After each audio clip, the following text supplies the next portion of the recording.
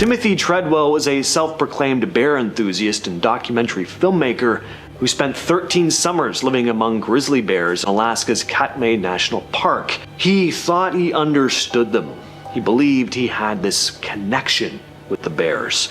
In October of 2003, during his last trip, Treadwell and his girlfriend Amy were attacked and killed by a grizzly. What makes this case even more disturbing is that the audio of their deaths was accidentally captured on Treadwell's video camera. The lens cap was on, so there are no visuals, but the audio caught everything.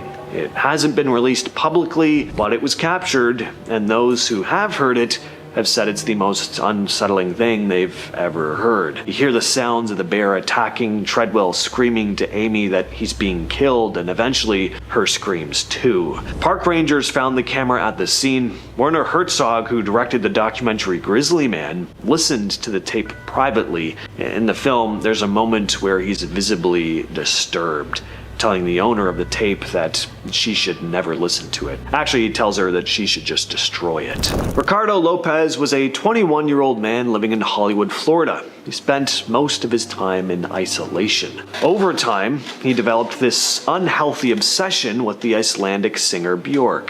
What started as admiration turned into a full-blown fixation. He began writing in a diary that eventually totaled over 800 pages, detailing his fantasies, his anger, and growing frustration over her personal life, especially when he learned she was in a relationship with another musician, Goldie.